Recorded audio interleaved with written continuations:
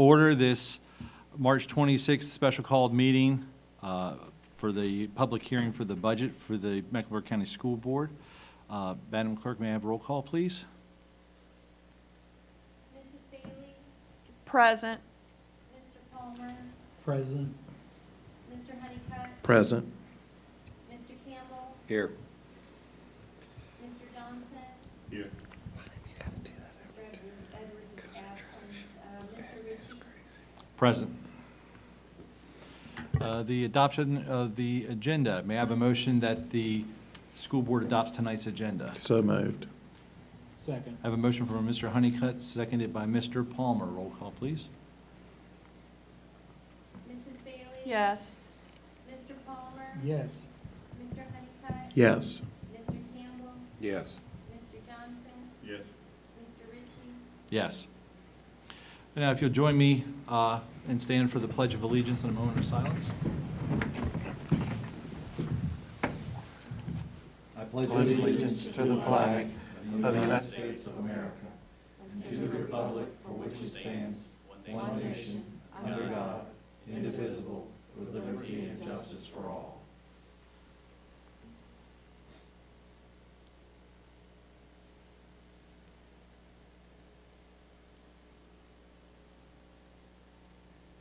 Thank you.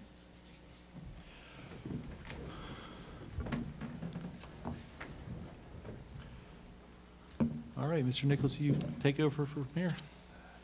Thank you very much, Mr. Ritchie. As we have advertised, the purpose of this meeting is a public hearing for the school budget. That's our only item on the agenda for tonight. I have been through the notes that we have been presented to you on the budget. Being that I don't think there's really anybody new here who hadn't been through it, we can decide whether to go through it all again or just open it up for questions that may come to fore. I think right now one of the more important components for us to keep in mind is that the General Assembly did not agree on a state budget yet. They actually have had the governor now come back with his own version of the budget that they will be working on. So there will be 13 members of the Senate and House of Delegates putting together a budget and then having the Assembly come back together to pass or not to pass that. I don't have any idea how long that will take, but with this meeting and then asking after tonight's any questions that would come from the public, you all would come together on Wednesday night to actually take a final vote on what we would take to the Board of Supervisors and make adjustments with the Board of Supervisors as the state comes back with their final budget. And then the Board of Supervisors will determine category by category which parts of this will be funded, hopefully all of it. And then I will come back to this board before July 1st so that we can get contracts out and everything else, and we will go through and finalize the components of the budget. So first of all, any questions from the board on that process? I have one question, Mr. Yes, ma'am. Nichols. In the slideshow that was presented to us last Monday night, Yes, ma'am. there are some requests for additional elementary alt ed personnel, That is correct. but there isn't any for secondary. That at this point, what we have in this budget has not been put into place, yes. And I guess I just want to point out that could be It a could need that be- we have. Right, at the point that we know what the final budget is, and one of the things that we are hoping will come from the state is support for elementary education, since elementary alternative Okay. education, since they are the ones that have passed laws related to restricting our use of discipline, what discipline we have available for use with the elementary. But I would agree with you, we need to look seriously at our secondary alternative ed program as well. Thank you. So at this point, Anybody from the public that wants to make any statements or bring up any questions, I think we're here to take those questions.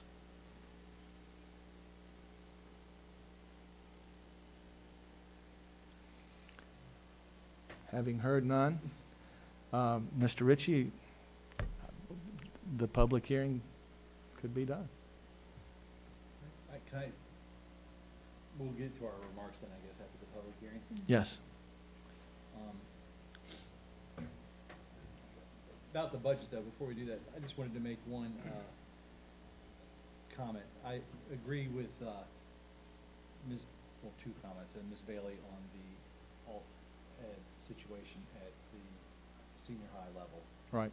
and how it seems to fill up. And we need to be able to have openings to put students in, not just for the benefit, that those students need it. The other students at the school who get subjected to students who are disruptive need it, and teachers need to be able to be free of those students who are unruly and they can't control. And that's why I'm hoping we can also do that at the elementary school level, because unfortunately it's become an issue at the elementary school level. And I also just want to speak briefly on behalf of the gifted. I talked to Ms. Garner, she's not here, a lot about this, but I like to remind everybody, it's easy to cut, when we make cuts, to cut gifted programs because we think those students are going to be okay. Oh, they'll be okay on their own. But we should never confuse gifted with privileged students. I've known gifted students from all levels of socioeconomic status. There's gifted students that live below the poverty line, live in broken homes and all kinds of horrible situations. Just because they're gifted does not mean they're privileged and does not mean they'll be okay. So I don't want to, I hope we keep that in mind in our budget, that we provide enough services for those students as well and don't treat them differently just because they happen to be academically gifted. And Mr. Ritchie, I would concur, and I would also say that I've deliberately tried to set this budget up so that we are reflective of what we're looking to do with the new school project. And sometimes I have heard it stated, do you want additions to your program or do you want a new school? Well, we need both. And what we're putting in place here, the current 8th grade class is going to be needing to graduate with the new profile of a graduate requirements. We talked with the architects earlier, and a finished building is still at least 3 years out. And we've got to prepare for that. This is an investment for the community. It's an investment for the students, and it's an investment for industrial development and economic development for the county. It's an investment on the social development for our students when we're having to deal with some of the gangs and things that we are in the community. It's an investment that is well worth it. It's about a $2 million increase from what we are currently spending this year for the locality as we see it. I know that would probably require tax increases, but we do know that what's happening at the K-12 level is the foundation of anything that's going to happen for our community later on. And as I present all of the ideas related to the new school, to get the business and industry involved and to get the churches involved and the civic groups involved, it's a scenario where I present this with, this is a part of that vision. It's a part that we can't wait on for 3 years. We've got to start with this process now. Yeah, and like this economic development, providing a workforce. So many companies come in, they want to know if we have a workforce. And we have a very unique opportunity to build the first actual school building in the state that's focused on profile of a graduate. So the state is looking at us, and they're looking for opportunities. But again, it's not going to be 3 years down the road. It's where we go between now and then. So we're not just investing in the building, but what goes on in that building. Exactly. I have a comment. Mr. Palmer, please turn your mic on because it's being recorded. We are talking about having a program in which we must have, that's what it's something that we must have, a program for students at the lower level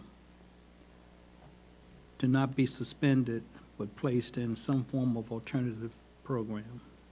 But I think we also need to look deeper than that, to just simply put these youngsters in a room and give them a book and we go and we teach them, is not, in my estimation, good enough. We need to have a psychologist, a psychiatrist, someone need to be there beyond a teacher that can penetrate these kids' mind and find out what's causing them to behave like they are. To let them stay in that room for 3 or 4 days, saying that this is your, I won't say punishment, I won't say discipline for kicking the teacher or turning over a desk. When they get back in that classroom, they're going to still have that same mindset. They may think twice this time, but they still may wind up doing the same thing. But when we start looking at this program, we need to start looking a little bit deeper and see if we can pull someone in who can really work with these students and find out what's causing them to behave the way they. That's a perfect segue as we look at what's being requested. It's for the alternative ed. We're asking for 4 behavioral specialists. And that's exactly what you're talking about, is someone who will be working with, not just on the academics, but actually working on what is the appropriate behavior for school, so that you'll be prepared for the appropriate behavior for a long term, all the way through and into jobs. Correct.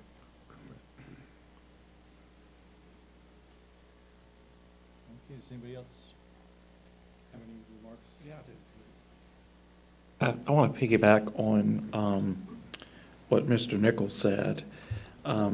First of all, I'm shocked that this room isn't full. This is a prime opportunity for the public to come out, to be vested in education, in your children's education, what's going on, what we're appropriating where. Mr. Nichols, I've also been told more than one occasion since I've been on this board for 2 years that do you want programs or do you want new school buildings? And we have to have both.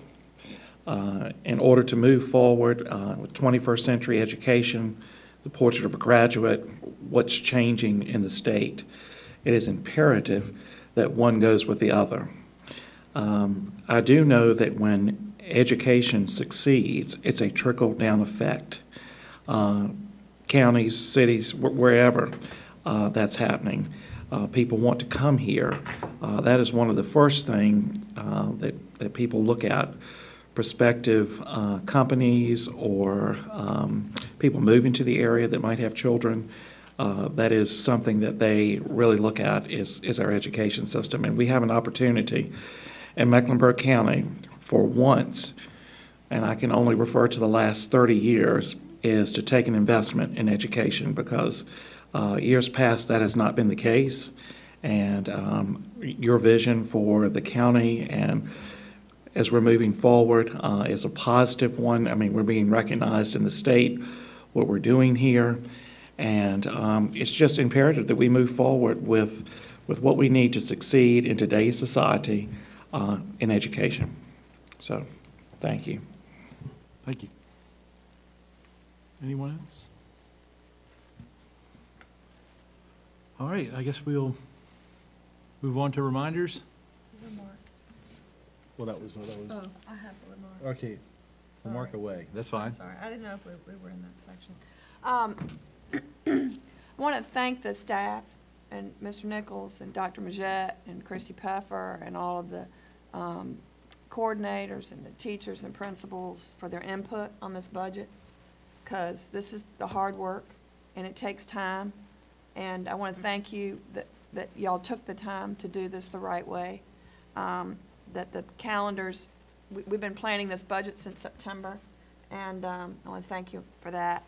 The other thing I just wanted to bring up, and Dr. Matney, I'm glad you're here. You know, one of the things that future employers want are honest employees. You know, someone who won't, you know, they'll come to work for them. Not only will they show up on time and be dressed properly and all that, but they want an employee that won't steal them blind, and that they'll do the work that they've asked them to do. And one of the ways that sometimes that's, when some of these kids will go to college, and some of the colleges they go to, they'll be asked to sign an honor code when they get there, that they won't cheat on a paper, they won't steal anyone else's work. And if they do, then, you know, there are consequences for that. And that, I mean, I know that that might be a lofty goal for us here in Mecklenburg, but I think it would be worthwhile to maybe looking into setting up a secondary and middle school honor code and get the expectations out there right away that this is what we expect from you as a student in Mecklenburg County, to do your own work, if you see someone's belongings laying on a table, that you don't assume that they're yours and take them home with you, that you would turn them in or leave them where they're laying. And I've been on college campuses where there was an honor code in place, and I left something one time on one of those campuses, and I figured out about an hour later that I had left it, and when I went back, it was laying right where I left it. And I think if we could create that kind of culture in our buildings, I think that would go a long way to help these young people decide what kind of life they want to live. And it may fail, but if we don't try it, then we'll never know whether it could have made a difference. So that's just an idea, and I just wanted to put that out there, and thank you. If I may respond? Sure. I agree with you entirely that that would be an essential component to moving forward, part of our discipline and part of what students would be asked to do before being able to go into the community on job shadowing or apprenticeship opportunities, because businesses are looking at that. And I want to say thank you as well for acknowledging the staff and the work that they put into this since last July. We start on this process literally July 1, and it is as transparent and honest as we can make it, because that's what it's expected to be, and staff has worked hard on it. It's been everybody on board, from administration and teachers and everybody else, has contributed to the components that we have here, and there's nothing hidden. I think there has been some, in the past, mistrust among the Board of Supervisors and what we've taken over in the past about what might be hidden to try to hold things onto or build things for ourselves. We present what we feel like we need. There's not hidden areas. And we work with what they come back and give us and are very appreciative of it. But it is a budget that reflects the needs of the students and the community for building economic and social development.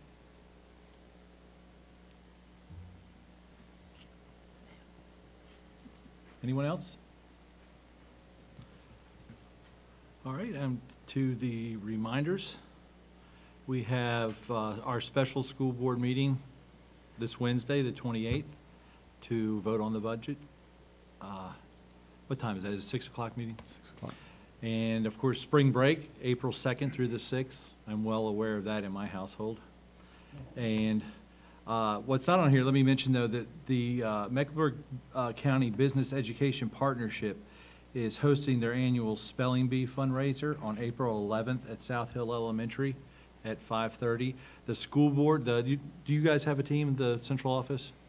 We did last year, and the Okay. school board had a separate team. I imagine we will this year. Yes. Well, we're gonna, the school board, I've been asked, and so if anybody is willing to join me on that, I'm a math teacher, but if I'm willing to embarrass myself, maybe some of you all will be too. But let me know if you're willing to, because if not, I'll have to recruit a team from elsewhere. And if you can't be there, you can still give money, because that's the whole idea of that fundraiser. Mr. Ritchie, I'd be happy to donate to that cause. And since I served on that team last year, I'm going to let someone else have that blessing this year. But I will donate $100 to that cause. Okay, well, very good. We're happy to take your money, and so will they. And McBeep is, it's really the only thing we have around here for teachers or other people to go ask for money for field trips or things for, little special things for Mecklenburg County students. So if it wasn't for them, we really wouldn't have anybody to turn to. And I've personally done a little event for some of the fifth grade, well, all of the fifth grade GATE students across Mecklenburg County up at the college, and brought them up, and we built rockets and launched them. And they had a great day. And that happened, McBeep was the only people we could go to get funding for that. So that's tight funding for field trips at the schools. They're all pulling at that. So it's a worthwhile organization. So I would encourage you to support them where you can. All right, that was fast. Anybody else? Susan, anybody else? Could be from the crowd, too. April 16th, regular school board meeting for April. The 23rd, the VSBA Spring Forum. And if there's nothing else tonight, then do I have a motion that we adjourn? So moved. I have a motion, a second. All in favor? Aye. Aye. All right, we are adjourned.